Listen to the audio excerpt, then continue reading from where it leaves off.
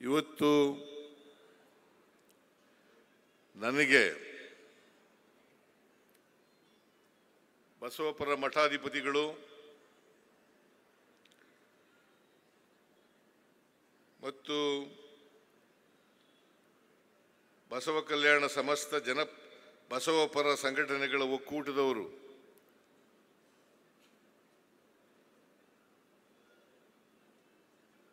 ಅಭಿನಂದನೆಯನ್ನು ಸಲ್ಲಿಸಿದ್ದಾರೆ.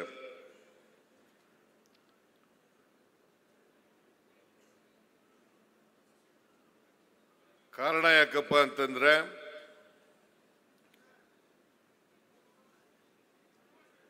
ನಾನು ಬಸವೇಶ್ವರರ ಅಭಿಮಾನಿ.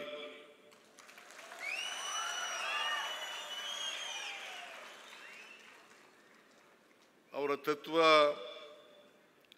ಸಿದ್ಧಾಂತಗಳಲ್ಲಿ ನಂಬಿಕೆ ಇಟ್ಕೊಂಡಿರ್ತಕ್ಕಂಥವನು, ಬದ್ಧತೆ ಇಟ್ಕೊಂಡಿರ್ತಕ್ಕಂಥವನು.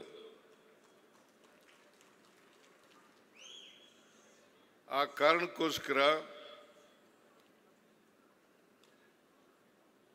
ಬಸವಣ್ಣನವರನ್ನ, ವಿಶ್ವಗುರು ಬಸವಣ್ಣನವರನ್ನ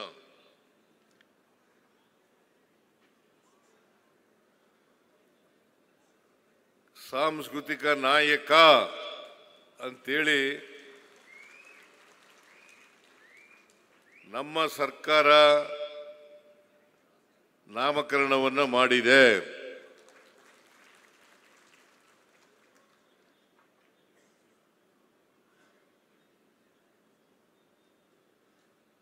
ಆ ನಾಮಕರಣವನ್ನು ಮಾಡೋದ್ರ ಮೂಲಕ ಇಡೀ ಸರ್ಕಾರ ಬಸವಣ್ಣನವರಿಗೆ ಗೌರವವನ್ನು ಸೂಚಿಸ್ತಕ್ಕಂಥ ಕೆಲಸವನ್ನು ಮಾಡಿದೆ ಅಂತಕ್ಕಂಥ ಮಾತುಗಳನ್ನು ಹೇಳಲಿಕ್ಕೆ ಬಯಸ್ತಾ ಇದ್ದೇನೆ.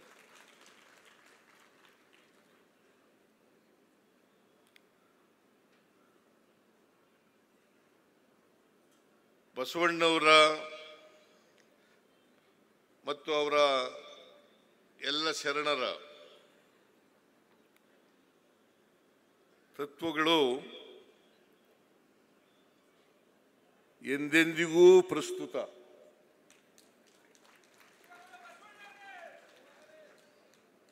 ಅಂದಿಗಲ್ಲ, ಇಂದಿಗಲ್ಲ, ಮುಂದೆ ಎಂದೆಂದಿಗೂ ಪ್ರಸ್ತುತ ಇದೆ ಅಂತಕ್ಕಂಥ ಮಾತುಗಳನ್ನು ಹೇಳಲಿಕ್ಕೆ ಬಯಸ್ತಾ ಇದ್ದೇನೆ.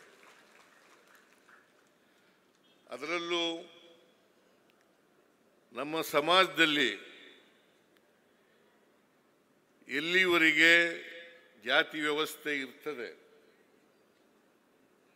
ಎಲ್ಲಿವರೆಗೆ ಮೇಲು ಕೀಳು ಅಂತಕ್ಕಂಥದ್ದು ಇರ್ತದೆ, ಎಲ್ಲಿವರೆಗೆ ಚಿತ್ರಋಣ ವ್ಯವಸ್ಥೆ ಇರ್ತದೆ, ಅಲ್ಲಿವರೆಗೂ ಕೂಡ ಇದು ಬಸವಣ್ಣನವರ ತತ್ವಗಳು, ಬಸವಾದಿ ಶರಣರ ತತ್ವಗಳು ಅತ್ಯಂತ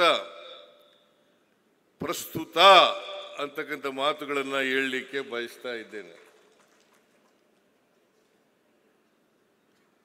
ಬಸವಾದಿ ಶರಣರು ಸಮಾಜದಲ್ಲಿ ಜಾತಿ ರಹಿತವಾದಂಥ, ವರ್ಗರಹಿತವಾದಂಥ, ಸಮಾನತೆಯಿಂದ ಕೂಡಿರ್ತಕ್ಕಂಥ ಮಾನವ ಸಮಾಜದ ನಿರ್ಮಾಣದ ಕನಸನ್ನು ಕಂಡಿದ್ರು ಅಂತಕ್ಕಂಥದ್ದನ್ನು ನಾವು ಯಾವತ್ತೂ ಕೂಡ ಮರೀಲಿಕ್ಕೆ ಸಾಧ್ಯ ಇಲ್ಲ. ನಾವೆಲ್ಲರೂ ಕೂಡ ಮೂಲತಃ ಮಾನವರು, ಆಮೇಲೆ ಭಾರತೀಯರು.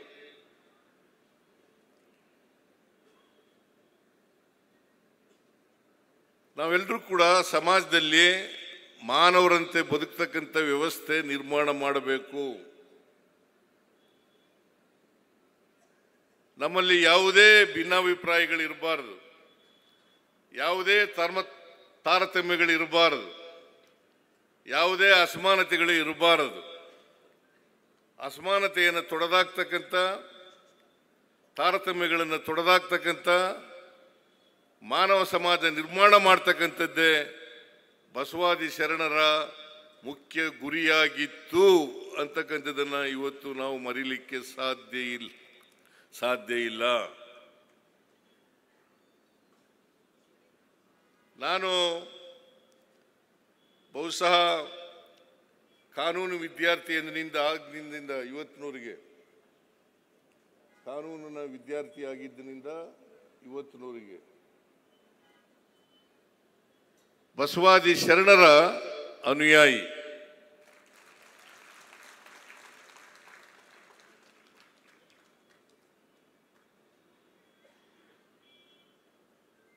ಬಾಬಾ ಸಾಹೇಬ್ ಅಂಬೇಡ್ಕರ್ ಅವರು ಕೂಡ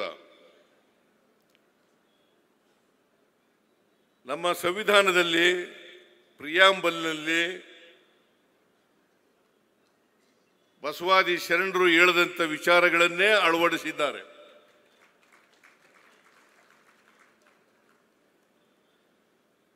ಆದ್ದರಿಂದ ಬಸವ ವಿಚಾರಗಳು,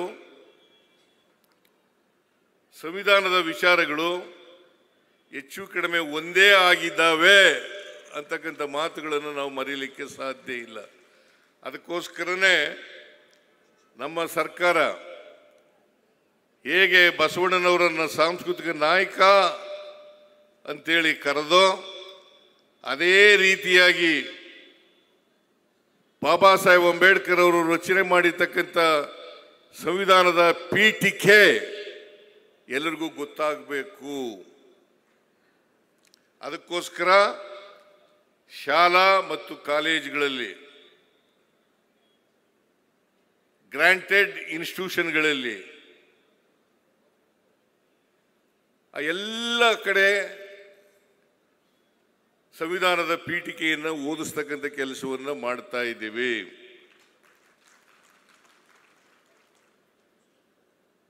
ಎಲ್ಲರೂ ಈ ದೇಶದ 143 ಕೋಟಿ ಜನ ಸಂವಿಧಾನವನ್ನು ಅರ್ಥ ಮಾಡ್ಕೋಬೇಕು.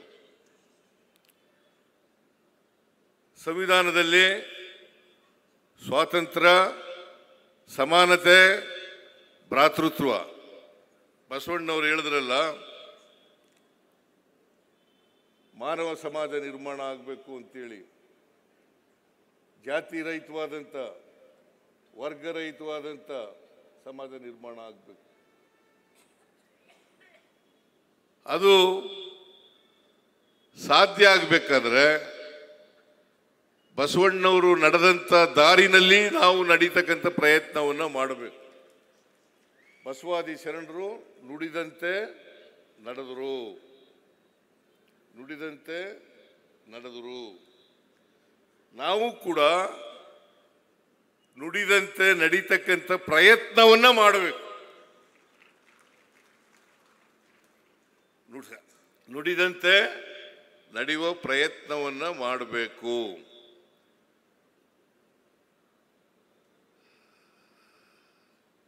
ಅದಕ್ಕೋಸ್ಕರನೇ ಬಸವಾದಿ ಶರಣರು ಇವತ್ತು ಮುಖ್ಯ ಆಗ್ತಾರೆ, ಮುಂದಿನ ದಿನಗಳಲ್ಲೂ ಕೂಡ ಮುಖ್ಯ ಆಗ್ತಾರೆ ಅಂತಕ್ಕಂಥ ಮಾತುಗಳನ್ನು ಹೇಳಲಿಕ್ಕೆ ಬಯಸ್ತಾ ಇದ್ದೀನಿ.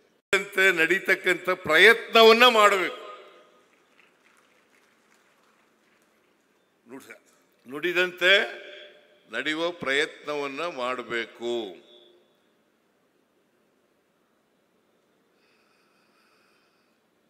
ಅದಕ್ಕೋಸ್ಕರನೇ ಬಸವಾದಿ ಶರಣರು ಇವತ್ತು ಮುಖ್ಯ ಆಗ್ತಾರೆ, ಮುಂದಿನ ದಿನಗಳಲ್ಲೂ ಕೂಡ ಮುಖ್ಯ ಆಗ್ತಾರೆ ಅಂತಕ್ಕಂಥ ಮಾತುಗಳನ್ನು ಹೇಳಲಿಕ್ಕೆ ಬಯಸ್ತಾ ಇದ್ದೀನಿ.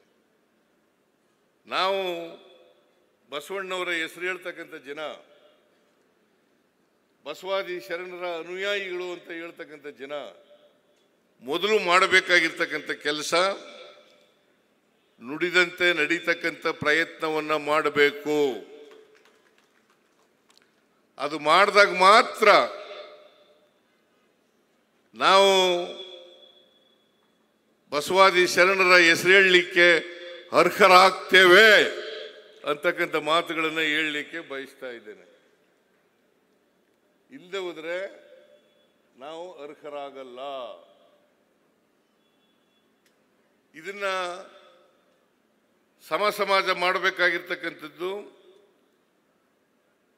ನಾನು ಜಾಸ್ತಿ ಭಾಷಣ ಮಾಡಕ್ಕೆ ಹೋಗಲ್ಲ, ಯಾಕಂತಂದ್ರೆ ನಾನು ಏನೇನೋ ಹೇಳಕ್ಕೆ ಹೋಗಿ ಅದು ಕಾಂಟ್ರವರ್ಸಿ ಆಗ್ಬೋದು. ಅದಕ್ಕೋಸ್ಕರ ಜಾಸ್ತಿ ಭಾಷಣ ಮಾಡಕ್ಕೆ ಹೋಗಲ್ಲ. ಹೇಳಿ ಕೇಳಿ ನಮ್ಮ ಸಮಾಜದಲ್ಲಿ ಜಾತಿ ವ್ಯವಸ್ಥೆ ಇದೆ, ಅನೇಕ ಧರ್ಮಗಳಿದ್ದಾವೆ, ಅನೇಕ ಜಾತಿಗಳಿದ್ದಾವೆ.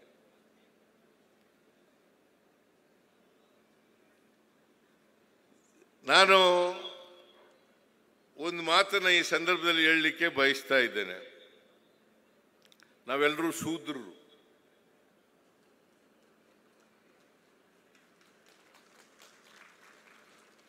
ನಾವೆಲ್ಲರೂ ಕೂಡ ಶೂದ್ರರು. ಚತುರ್ವರ್ಣ ವ್ಯವಸ್ಥೆಯಲ್ಲಿ 4ನೇ ಸ್ಥಾನ ನಮಗೆ. ಚತುರ್ವರ್ಣ ವ್ಯವಸ್ಥೆಯಲ್ಲಿ 4ನೇ ಸ್ಥಾನ.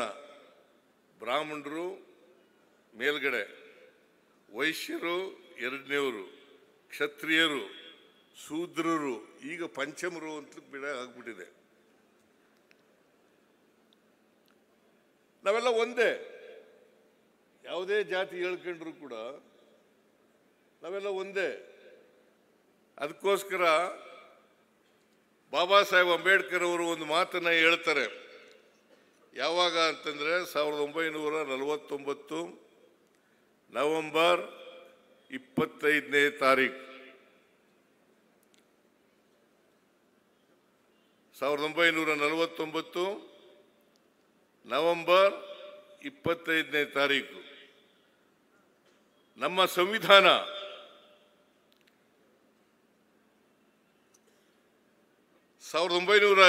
ಜನವರಿ 26ನೇ ತಾರೀಕಿನಿಂದ ಜಾರಿಗೆ ಬರ್ತಾ ಇದೆ.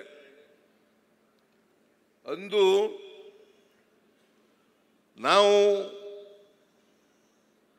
ವೈರುಧ್ಯತೆ ಇರ್ತಕ್ಕಂಥ ಸಮಾಜಕ್ಕೆ ಕಾಲಿಡ್ತಾ ಇದ್ದೀವಿ. ವೈರುಧ್ಯತೆ ಇರ್ತಕ್ಕಂಥ ಸಮಾಜಕ್ಕೆ ಕಾಲಿಡ್ತಾ ಇದ್ದೀವಿ. ನಮ್ಮ ಸಮಾಜದಲ್ಲಿ ಆರ್ಥಿಕ ಅಸಮಾನತೆ ಇದೆ, ಸಾಮಾಜಿಕ ಅಸಮಾನತೆ ಇದೆ, ಶೈಕ್ಷಣಿಕ ಅಸಮಾನತೆ ಇದೆ, ರಾಜಕೀಯ ಅಸಮಾನತೆ ಇದೆ. ಇದನ್ನು ಎಲ್ಲಿವರೆಗೆ ನಾವು ಹೋಗಲಾಡಿಸಲ್ಲ ಅಲ್ಲಿವರೆಗೆ ನಮ್ಮ ದೇಶಕ್ಕೆ ಬಂದಿರತಕ್ಕಂಥ ಸ್ವಾತಂತ್ರ್ಯ ಅದು ಯಶಸ್ವಿ ಆಗಲ್ಲ. ಯಾರು ಅಸಮಾನತೆಯಿಂದ ನರಳುತ್ತಾ ಇದ್ದಾರೆ ಆರ್ಥಿಕವಾಗಿ ಸಾಮಾಜಿಕವಾಗಿ, ಆ ಜನ ಸ್ವಾತಂತ್ರ್ಯದ ಸೌಧವನ್ನೇ ಧ್ವಂಸ ಮಾಡ್ತಾರೆ ಅಂತಕ್ಕಂಥ ಎಚ್ಚರಿಕೆಯನ್ನ ಬಾಬಾ ಸಾಹೇಬ್ ಅಂಬೇಡ್ಕರ್ ಅವರು ಅವತ್ತೇ ಕೊಟ್ಟಿದ್ರು. ಬಾಬಾ ಸಾಹೇಬ್ ಅಂಬೇಡ್ಕರ್ ಅವರು ಅವತ್ತೇ ನಮಗೆ ಎಚ್ಚರಿಕೆಯ ಗಂಟೆಯನ್ನ ಬಾರಿಸಿದ್ರು. ಅದನ್ನು ನಾವು ಅರ್ಥ ಮಾಡ್ಕೋಬೇಕಾಗ್ತದೆ. ಅದಕ್ಕೋಸ್ಕರನೇ ನಾನು ಬಸವಾದಿ ಶರಣರು ಹೇಳಿರ್ತಕ್ಕಂಥ ವಿಚಾರಗಳಿದ್ದಾವಲ್ಲ, ಇವು ನಮ್ಮ ಸರ್ಕಾರನೂ ಕೂಡ ಇದನ್ನ ಅವರ ಮಾರ್ಗದಲ್ಲಿ ನಡೀತಕ್ಕಂಥ ಪ್ರಯತ್ನವನ್ನು ಮಾಡಬೇಕು ಅಂತೇಳಿ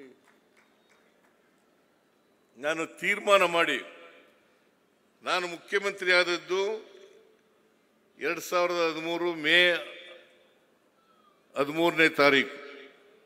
ಅವತ್ತು ಬಸವ ಜಯಂತಿ ಅವತ್ತು 2013 ಮೇ 13 ಅವತ್ತು ಬಸವ ಜಯಂತಿ. ಅವತ್ತೇ ರಾಜ್ಯಪಾಲರಿಗೆ ಹೇಳಿದೆ, ನಾನು ಬಸವ ಜಯಂತಿ ದಿನ ಓದ್ ತಗೊಳ್ತೀನಿ, ಪ್ರಮಾಣ ವಚನ ಸ್ವೀಕಾರ ಮಾಡ್ತೀನಿ ಅಂತ ಹೇಳಿದೆ. ಅವತ್ತೇ ಪ್ರಮಾಣ ವಚನ ಸ್ವೀಕಾರ ಮಾಡಿದೆ. ಅವತ್ತು ನಾನು ತೀರ್ಮಾನ ಮಾಡಿದೆ, ಬಸವಾದಿ ಶರಣರು ಹಾಕಿ ಕೊಟ್ಟಿರ್ತಕ್ಕಂಥ ಮಾರ್ಗದರ್ಶನದಲ್ಲಿ ನಮ್ಮ ಸರ್ಕಾರ ನಡೆಸ್ತಕ್ಕಂಥ ಪ್ರಾಮಾಣಿಕ ಪ್ರಯತ್ನವನ್ನು ಮಾಡಬೇಕು. ಅದಕ್ಕೋಸ್ಕರನೇ ಅನೇಕ ಭಾಗ್ಯಗಳನ್ನು ಕೊಟ್ಟದ್ದು ಬಾಬಾ ಸಾಹೇಬ್ ಅಂಬೇಡ್ಕರ್ ಅವರು ಹೇಳಿದ್ರಲ್ಲ, ಬಸವಣ್ಣ ಹೇಳಿದ್ರಲ್ಲ, ಜಾತಿ ರಹಿತವಾದಂಥ ಸಮಾಜವನ್ನು ನಿರ್ಮಾಣ ಮಾಡಬೇಕು, ವರ್ಗರಹಿತವಾದಂಥ ಸಮಾಜವನ್ನು ನಿರ್ಮಾಣ ಮಾಡಬೇಕು, ಎಲ್ಲರಿಗೂ ಸಮಾನ ಅವಕಾಶಗಳನ್ನು ಕಲ್ಪಿಸ್ಕೊಡ್ಬೇಕು ಅಂತಕ್ಕಂಥ ತೀರ್ಮಾನವನ್ನು ಮಾಡಿದೆ. ಎಲ್ರಿಗೂ ಸಮಾನ ಅವಕಾಶಗಳಿರಬೇಕು. ಯಾರು ಕೂಡ ಜಾತಿಯಿಂದ ದೊಡ್ಡವರಾಗಲಿಕ್ಕೆ ಸಾಧ್ಯ ಇಲ್ಲ,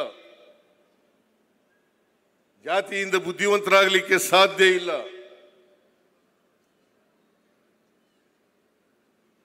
ನಾವು ಯಾವುದೋ ಜಾತಿನಲ್ಲಿ ಹುಟ್ಟಿದ್ದೆವು ಅನ್ನೋ ಜಾತಿ ವ್ಯವಸ್ಥೆ ಇದೆ, ಅದಕ್ಕೋಸ್ಕರ ಹುಟ್ಟಿದ್ದೀವಿ. ನಾ ಏನು ಕುರುಬರು ಜಾತಿನಲ್ಲಿ ಹುಟ್ಟಬೇಕು ಅಂತ ಅರ್ಜಿ ಹಾಕೊಂಡಿದ್ನ? ಜಾತಿ ವ್ಯವಸ್ಥೆ ಕುರುಬರ ಜಾತಿ ಇತ್ತು, ಅದಕ್ಕೋಸ್ಕರ ಹುಟ್ಟಿದ್ದೀನಿ ನಾನು. ಹಾಗಂತೇಳಿ ನಾನು ವಿದ್ಯೆ ಕಲೀಲಿಕ್ಕೆ ಅನರ್ಹ, ನನಗೆ ಪ್ರತಿಭೆ ಇಲ್ಲ ಅಂತ ಹೇಳ್ತಕ್ಕಂಥದ್ದು ಇದೆಯಲ್ಲ, ಇದು ಪಟ್ಟಭದ್ರರು ಹೇಳ್ತಕ್ಕಂಥ ಮಾತುಗಳು ಅಂತಕ್ಕಂಥದ್ದನ್ನು ಅರ್ಥ ಮಾಡ್ಕೋಬೇಕಾಗ್ತದೆ. ಹುಟ್ಟಿನಿಂದ ಯಾರು ಕೂಡ ದೊಡ್ಡವರಾಗಲಿಕ್ಕೆ ಸಾಧ್ಯ ಇಲ್ಲ. ಅವರ ವ್ಯಕ್ತಿತ್ವದ ಮೇಲೆ ದೊಡ್ಡವರಾಗೋದು.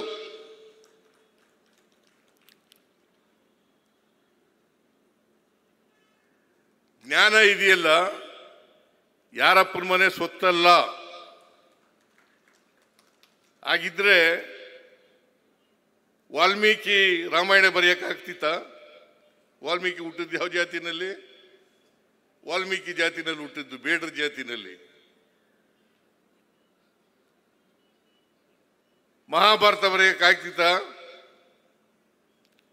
ಬೆಸ್ತರ ಜಾತಿಲಿ ಹುಟ್ಟಿದಂಥವ್ರು ಮಹಾಭಾರತ ಬರೆಯಕ್ಕಾಯ್ತಿತ್ತ?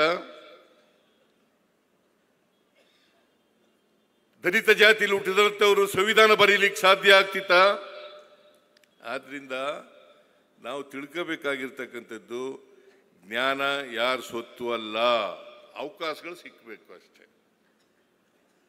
ಎಲ್ರಿಗೂ ಸಮಾನ ಅವಕಾಶಗಳು ಸಿಕ್ಕಿದ್ರೆ ಎಲ್ರಿಗೂ ಸಮಾನವಾಗಿ ಬೆಳೀಲಿಕ್ಕೆ ಸಾಧ್ಯ ಆಗ್ತಿತ್ತು. ಸಮಾನ ಅವಕಾಶಗಳು ಸಿಕ್ಕದೇ ಇದ್ರಿಂದ ಅಸಮಾನತೆ ನಿರ್ಮಾಣ ಆಯಿತು. ಈ ಅಸಮಾನತೆ ಹೋಗಲಾಡಿಸ್ಬೇಕಾ ಬೇಡ? ಅದಕ್ಕೋಸ್ಕರ ಬಸವಣ್ಣನವರು ಹೇಳದಂಥ, ಅಂಬೇಡ್ಕರ್ ಹೇಳದಂಥ, ಬುದ್ಧ ಹೇಳದಂಥ, ಮಹಾತ್ಮ ಗಾಂಧಿ ಹೇಳದಂಥ ವಿಚಾರಗಳಲ್ಲಿ ನಂಬಿಕೆ ಇಟ್ಕೊಂಡು ಕೆಲಸ ಮಾಡ್ತಕ್ಕಂಥ ಪ್ರಯತ್ನವನ್ನು ಮಾಡಬೇಕು. ಅದು ಮಾಡಿದಾಗ ಮಾತ್ರ ನಾವು ಎಲ್ಲರನ್ನು ಮುಖ್ಯವಾಗಿ ತರಲಿಕ್ಕೆ ಸಾಧ್ಯ ಆಗ್ತದೆ, ಸಮ ಸಮಾಜವನ್ನು ನಿರ್ಮಾಣ ಮಾಡಲಿಕ್ಕೆ ಸಾಧ್ಯ ಆಗ್ತದೆ. ಪ್ರತಿಯೊಬ್ಬರಿಗೂ ಕೂಡ ಇಂಥ ಅಸಮಾನತೆ ಇರ್ತಕ್ಕಂಥ ಸಮಾಜದಲ್ಲಿ, ಅನೇಕ ಜಾತಿಗಳು, ಅನೇಕ ಧರ್ಮಗಳು ಇರತಕ್ಕಂಥ ಜಾತಿನಲ್ಲಿ ಸಹಿಷ್ಣುತೆಯನ್ನು ಬೆಳೆಸ್ಕೊಳ್ತಕ್ಕಂಥ ಪ್ರಯತ್ನವನ್ನು ಮಾಡಬೇಕು. ಸಹಿಷ್ಣುತೆ, ಸಹಬಾಳ್ವೆ, ಇದನ್ನ ಬೆಳೆಸ್ಕೊಳ್ತಕ್ಕಂಥ ಕೆಲಸವನ್ನು ಮಾಡಬೇಕು. ಸಹಿಷ್ಣುತೆ, ಸಹಬಾಳ್ವೆ, ಈ ವಿಚಾರ, ಈ ವ್ಯಕ್ತಿಗತವಾಗಿ ಇವುಗಳನ್ನು ನಾವು ನಮ್ಮ ಜೀವನದಲ್ಲಿ ಅಳವಡಿಸ್ಕೊಳ್ತಕ್ಕಂಥ, ಆ ದಾರಿಯಲ್ಲಿ ನಡೀತಕ್ಕಂಥ ಪ್ರಯತ್ನವನ್ನು ಮಾಡಬೇಕು. ಅನೇಕ ಧರ್ಮಗಳಿದ್ದಾವೆ, ಆ ಧರ್ಮದಲ್ಲಿ ಹುಟ್ಟುವಂತ ಯಾರು ಹೇಳಿಲ್ಲ. ಇವತ್ತು ಜನರನ್ನ ತಪ್ಪು ದಾರಿಗೆ ಎಳೀತಕ್ಕಂಥ ಪ್ರಯತ್ನವನ್ನು ಮಾಡ್ತಾ ಇದ್ದೀರಿ ನೀವೆಲ್ಲ. ಯಾಕೆ ನಾನು ಈ ಮಾತನ್ನ ಒತ್ತಿ ಒತ್ತಿ ಹೇಳ್ತಾ ಇದ್ದೀನಿ ಅಂದರೆ, ನೀವೆಲ್ಲ ಬಸವಾದಿ ಶರಣರ ಅನುಯಾಯಿಗಳು, ನೀವೆಲ್ಲ ಬಸವ ತತ್ವದಲ್ಲಿ ನಂಬಿಕೆಯನ್ನ, ಬದ್ಧತೆಯನ್ನ ಇಟ್ಕೊಂಡಿರೋರು. ಅದಕ್ಕೋಸ್ಕರ ನಾವು ಸಮ ಸಮಾಜ ನಿರ್ಮಾಣ ಮಾಡಲಿಕ್ಕೆ ಪ್ರಯತ್ನವನ್ನು ಮಾಡಬೇಕು. ನಮ್ಮ ಸರ್ಕಾರ ಅನೇಕ ಭಾಗ್ಯಗಳನ್ನು ಮಾಡ್ತು 2013ರಿಂದ 2018ರವರೆಗೆ ಇರುವಾಗ.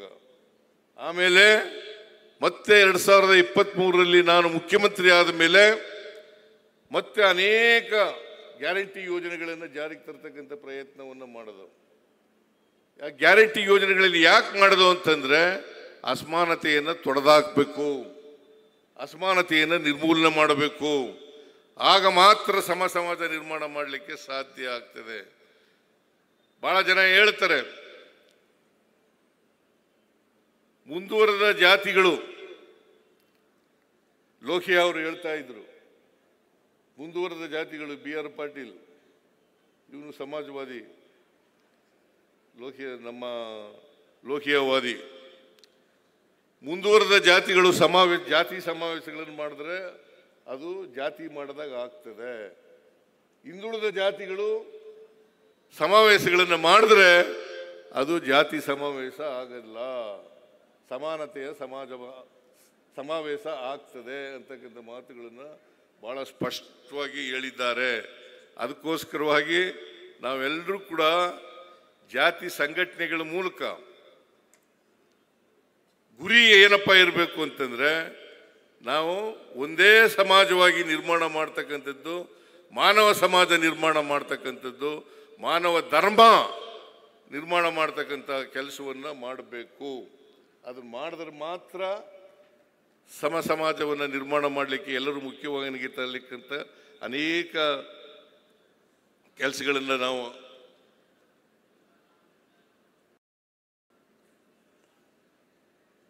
ಅದಕ್ಕೆ ಬಸವಾದಿ ಶರಣರು ನಮ್ಮ ಜಾತಿ ವ್ಯವಸ್ಥೆ ಹೆಂಗಿದೆಯಪ್ಪ ಅಂತಂದರೆ, ಜಡತ್ವದಿಂದ ಕೂಡಿರ್ತಕ್ಕಂಥ ಜಾತಿ ವ್ಯವಸ್ಥೆ, ಜಡತ್ವದಿಂದ ಕೂಡ್ತಿರ್ತಕ್ಕಂಥ ಜಾತಿ ವ್ಯವಸ್ಥೆ. ನಮ್ಮ ಜಾತಿ ವ್ಯವಸ್ಥೆಗೆ ಚಲನೆ ಇಲ್ಲ. ಅದಕ್ಕೆ ಬಸವಣ್ಣವರು ಒಂದು ಹೊಸ ಧರ್ಮವನ್ನೇ ಮುಟ್ಟಾಕಿದ್ರು.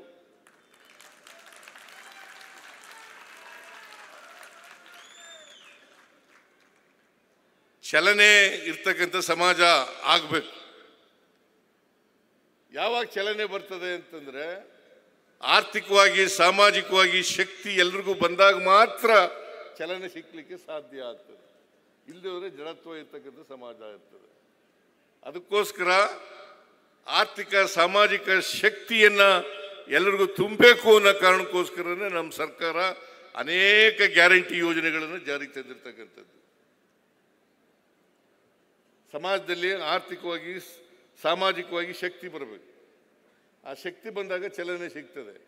ಅದಕ್ಕೆ ಬಸವಣ್ಣವರು 12ನೇ ಶತಮಾನದಲ್ಲೇ ಹೇಳಿದ್ರು, ಬಸವಾದಿ ಶರಣರು, ಇವನಾರವ ಇವನಾರವ ಇವನಾರವ ಎಂದೆನಿಸದಿರಯ್ಯ, ಇವ ನಮ್ಮವ ಇವ ನಮ್ಮವ ಇವ ನಮ್ಮವ ಎಂದೆನಿಸಯ್ಯ, ನಿನ್ನ ಮನೆಯ ಮಗನೆಂದೆನಿಸಯ್ಯ ಕೂಡಲ ಸಂಗಮ ದೇವ ಅಂತ ಹೇಳಿ.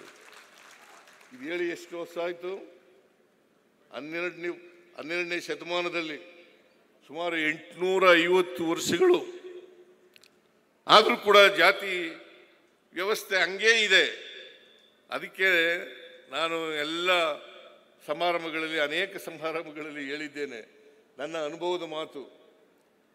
ಏನಪ್ಪ ಅಂತಂದರೆ, ನಾನು BSc ಲಾ ಓದುವಾಗ ನಮ್ಮ ತಂದೆ ದನಕರುಗಳಿಗೆ ನೀರು ಕುಡಿಸೋ ಕೆಲಸ ವಹಿಸ್ಬಿಟ್ಟಿದ್ರು. ನಾನು ಬಾವಿನಲ್ಲಿ ಹೋಗಿ ನೀರು ಸೇದ್ಕೊಬಂದು ದನಕರುಗಳಿಗೆ ನೀರು ಕುಡಿಸ್ತಾ ಇದ್ದೆ. ಆ ಬಾವಿನಲ್ಲಿ ಕಸ ಎಲ್ಲ ಸೇರ್ಕೊಂಡು ನೀರು ಮುಚ್ಕೊಬಿಟ್ಟಿರೋದು ನೀರನ್ನು ನಾನು ಬಿಂದಿಗೆನ ಮೇಲೆ ಕೆಳಗೆ ಮಾಡಿ ಆ ಕಸ ಎಲ್ಲ ಪಕ್ಕಕ್ಕೆ ಸರಿಯಾದವ್ರಿಗೆ ನೋಡ್ಕೊಂಡು ಆಮೇಲೆ ನೀರು ತಗೊಳ್ಳುವೆ. ಆಮೇಲೆ ಬಂದೆ ಇನ್ನೊಂದು ಸಾರಿ ಬರೋದ್ರೊಳಗಡೆ ಮುಚ್ಕೊಬಿಡೋದು. ಹಿಂಗೆ ನಮ್ಮ ಜಾತಿ ವ್ಯವಸ್ಥೆ ಇದೆಯಲ್ಲ, ಅನೇಕ ಸಮಾಜ ಸುಧಾರಕರು, ಬಸವಾದಿ ಶರಣರಂಥವರು ಅನೇಕ ಸಮಾಜ ಸುಧಾರಕರು ಜಾತಿನ ಈ ಬದಲಾವಣೆ ಮಾಡಬೇಕು ಅಂತ ಪ್ರಯತ್ನ ಮಾಡ್ತಾರೆ. ಅವರು ಹೋದ ಮೇಲೆ ಮತ್ತೆ ಮುಚ್ಚಿಕೊಳ್ತಕ್ಕಂಥ ಕೆಲಸ ಆಗ್ತದೆ. ಜಾತಿ ಹಾಗೇ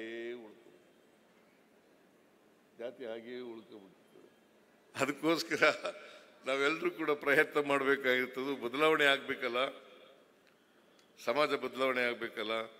ಅದಕ್ಕೋಸ್ಕರ ಬಸವಣ್ಣ ಹೇಳಿದಂಥ ವಿಚಾರಗಳನ್ನು ನಾನು ಇವತ್ತಿಗೂ ನಂಬ್ಕೊಂಡಿದ್ದೀನಿ. ಅದನ್ನು ಪಾಲನೆ ಮಾಡ್ತಕ್ಕಂಥ ಕೆಲಸವನ್ನು ಮಾಡ್ತಾ ಇದ್ದೀನಿ. ಅದಕ್ಕೋಸ್ಕರನೇ ಮಹಿಳೆಯರು ಕೂಡ, ನೀನು ಗೊತ್ತೇನಮ್ಮ, ಮಹಿಳೆಯರಿಗೆ ಅಸಮಾನತೆ ಇತ್ತು, ಸಮಾನತೆ ಇರಲಿಲ್ಲ. ಬಸವಣ್ಣನವರು ಮೊದಲು ಸಮಾನತೆಯನ್ನು ಮಾಡತಕ್ಕಂಥ ಕೆಲಸವನ್ನು ಮಾಡಿದ್ರು. ಅಕ್ಕಮಹಾದೇವಿಯವರು ಇದ್ದಾರಲ್ಲ, ಅವರಿಗೆ ಅನುಭವ ಮಟ್ಟದಲ್ಲಿ ಅವಕಾಶಗಳನ್ನು ಕೊಡ್ತಕ್ಕಂಥ ಕೆಲಸವನ್ನು ಮಾಡಿದ್ರು. ಅದಕ್ಕೋಸ್ಕರನೇ ವಿಜಯಪುರದಲ್ಲಿ ಮಹಿಳಾ ವಿಶ್ವವಿದ್ಯಾನಿಲಯಕ್ಕೆ ಅಕ್ಕ ಮಹಾದೇವಿ ವಿಶ್ವವಿದ್ಯಾನಿಲಯ ಅಂತಕ್ಕಂಥ ಹೆಸರನ್ನು ಇಡ್ತಕ್ಕಂಥ ಕೆಲಸ ಮಾಡಿದೆ. ಆಮೇಲೆ ಎಲ್ಲ ಸರ್ಕಾರಿ ಕಚೇರಿಗಳಲ್ಲಿ ಎಲ್ಲ ಸರ್ಕಾರಿ ಕಚೇರಿಗಳಲ್ಲಿ ಬಸವೇಶ್ವರರವರ ಮೂರ್ತಿ ಫೋಟೋ ಇದೆಯಲ್ಲ, ಅದು ಎಲ್ಲ ಸರ್ಕಾರಿ ಕಚೇರಿಗಳಲ್ಲಿ ಇಡಲೇಬೇಕು ಅಂತೇಳಿ ಆದೇಶ ಹೊರಡಿಸಿ ಅದನ್ನು ಇಡ್ತಕ್ಕಂಥ ಕೆಲಸ ಮಾಡಿದೆ. ಯಾಕಂತಂದರೆ ಬಸವಣ್ಣವ್ರನ್ನ ನೋಡಿದಾಗ ಬಸವಣ್ಣವ್ರ ಬಗ್ಗೆ ಗೌರವ, ಅವ್ರನ್ನ ಸ್ಮರಿಸ್ಕೊಳ್ತಕ್ಕಂಥ ಕೆಲಸ ಆಗಬೇಕು, ಅವರ ವಿಚಾರಗಳನ್ನು ಸ್ಮರಿಸ್ಕೊಳ್ತಕ್ಕಂಥ ಕೆಲಸ ಆಗಬೇಕು. ಪ್ರತಿಯೊಬ್ಬರಿಗೂ ಕೂಡ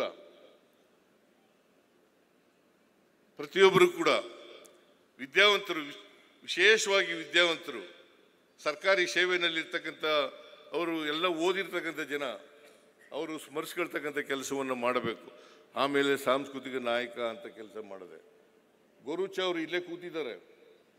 ಗೋರುಚ ಅವರು ಇವರ ಅಧ್ಯಕ್ಷತೆಯಲ್ಲಿ ಸಮಿತಿಯನ್ನು ಮಾಡಿದೆ. ಪುನರುಜ್ಜೀವನ ಮಾಡಬೇಕು, ಅನುಭವ ಮಂಟಪ ಪುನರುಜ್ಜೀವನ ಮಾಡಬೇಕು ಅಂತೇಳಿ ಇವರ ಅಧ್ಯಕ್ಷತೆಯಲ್ಲಿ ವರದಿ ಕೊಡಲಿಕ್ಕೆ ಸಮಿತಿಯನ್ನು ಮಾಡಿದೆ. ಅದನ್ನೇ ಹೇಳಿದ್ರು. ಈಗ ಬಸವ ಕಲ್ಯಾಣದಲ್ಲಿ ಈಗ ನಾನು ಆ ವರದಿ ಕೊಟ್ಟ ಮೇಲೆ ನಮ್ಮ ಪಕ್ಷ ಸೋತ್ಬಿಡ್ತು.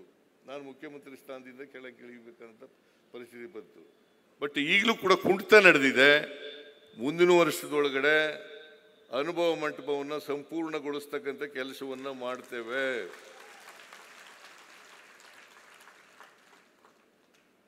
ಆಮೇಲೆ ಬಸವಲಿಂಗ ಪಟ್ಟದೇವರು ಬಾಲ್ಕಿ ಸ್ವಾಮೀಜಿಗಳು ಅವರು ಒಂದು ಮಾತು ಹೇಳಿದ್ದಾರೆ, ವಚನ ಯೂನಿವರ್ಸಿಟಿ ಮಾಡಬೇಕು, ವಚನ ವಿಶ್ವವಿದ್ಯಾಲಯವನ್ನು ಮಾಡಬೇಕು ಅಂತಕ್ಕಂಥ ಮಾತುಗಳೇನು ಹೇಳಿದ್ದಾರೆ.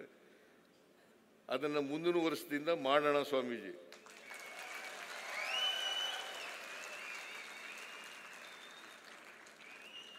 ನಾನು ರಾಜಕೀಯದಲ್ಲಿ ಏನು ಮಾತು ಕೊಡ್ತೇನೆ ಆ ಮಾತುಗಳನ್ನು ನಡೆಸ್ತಕ್ಕಂಥ ಕೆಲಸವನ್ನ ಮಾಡ್ತೇನೆ ಅಂತಕ್ಕಂಥ ಮಾತುಗಳನ್ನು ಹೇಳಲಿಕ್ಕೆ ಬಯಸ್ತಾ ಇದ್ದೀನಿ.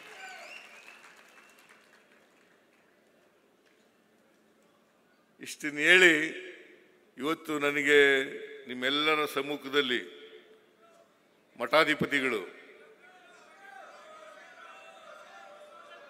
ಏನಪ್ಪ ಏನು ಹೇಳ್ತಾ ಇದ್ದಾರೆ,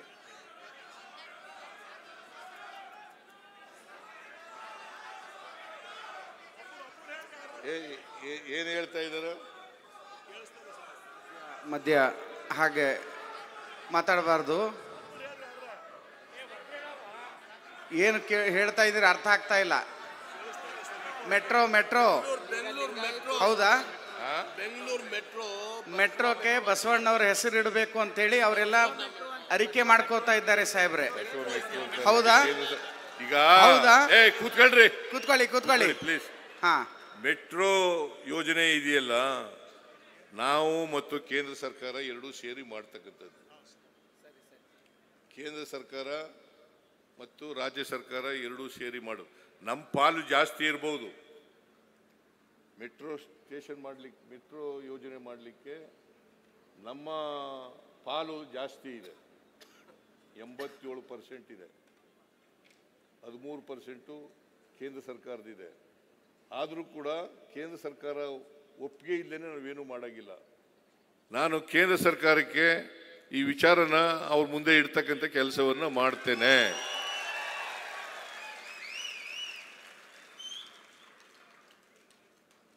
ಬಸವಣ್ಣವರು ಬಗ್ಗೆ ನೀವು ಹೇಳಬೇಕಾಗಿಲ್ಲ, ನೀವು ಒತ್ತಾಯ ಮಾಡಬೇಕಾಗಿಲ್ಲ. ನನಗೆ ಬಸವಲಿಂಗ ಪಟ್ಟದೇವರು ಅವರು ಸ್ವಾಮೀಜಿಗಳು ಮತ್ತು ಅನೇಕ ಸ್ವಾಮೀಜಿಗಳೆಲ್ಲ ಬಂದಿದ್ರು. ಬಂದು ಬಸವಣ್ಣನವರನ್ನ ಸಾಂಸ್ಕೃತಿಕ ನಾಯಕ ಅಂತ ಮಾಡಬೇಕು ಅಂತ ಹೇಳಿದೆ. ಕೂಡಲೇ ಒಪ್ಕೊಂಡು ಆದೇಶ ಮಾಡಿಸಿದೆ.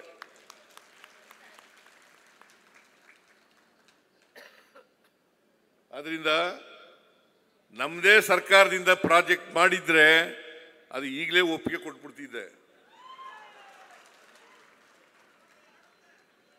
ಅದು ಕೇಂದ್ರ ಮತ್ತು ರಾಜ್ಯ ಎರಡು ಸರ್ಕಾರಗಳು ಜಂಟಿಯಾಗಿ ಮಾಡ್ತಾ ಇರ್ತಕ್ಕಂಥ ಯೋಜನೆ ಆಗಿರೋದ್ರಿಂದ ನಾನೇ ಇಲ್ಲೇ ಈ ಸ್ಥಳದಲ್ಲೇ ಒಪ್ಪಿಗೆ ಕೊಡಲಿಕ್ಕೆ ಆಗೋದಿಲ್ಲ.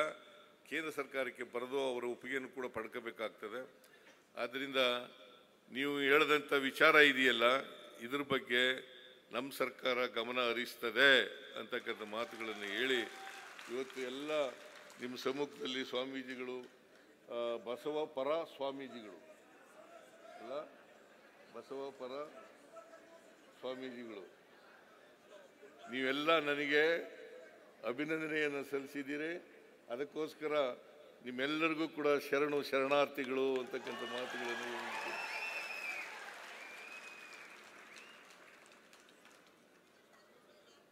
ಇಷ್ಟನ್ನೇಳಿ ನನ್ನ ಮಾತುಗಳನ್ನು ಮುಗಿಸ್ತೇನೆ. ಜೈ ಹಿಂದ್, ಜೈ ಕರ್ನಾಟಕ, ಜೈ ಸಂವಿಧಾನ, ಜೈ ಬಸವೇಶ್ವರ. ಲಿಂಗಾಯತ ಮಠಾಧಿಪತಿಗಳ ಒಕ್ಕೂಟ, ಬಸವ ಕಲ್ಯಾಣ ಸಮಸ್ತ ಬಸವಪುರ ಸಂಘಟನೆಗಳ ಸಹಯೋಗದಲ್ಲಿ ಬಸವ ಸಂಸ್ಕೃತಿ ಅಭಿಯಾನ 2025 ಸಮಾರೋಪ ಸಮಾರಂಭದಲ್ಲಿ ಭಾಗವಹಿಸಿರ್ತಕ್ಕಂಥ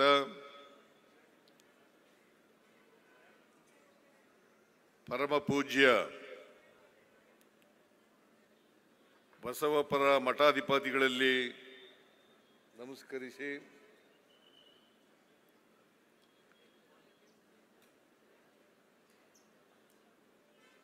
ಈ ಸಮಾರಂಭದಲ್ಲಿ ಭಾಗವಹಿಸಿರ್ತಕ್ಕಂಥ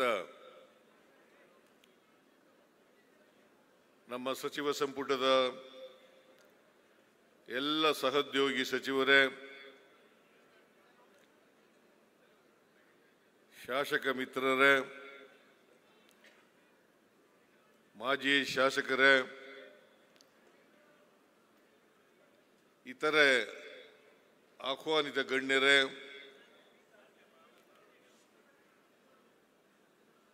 ಈ ಸಮಾರಂಭದಲ್ಲಿ ಭಾಗವಹಿಸಿರ್ತಕ್ಕಂಥ ಆತ್ಮೀಯ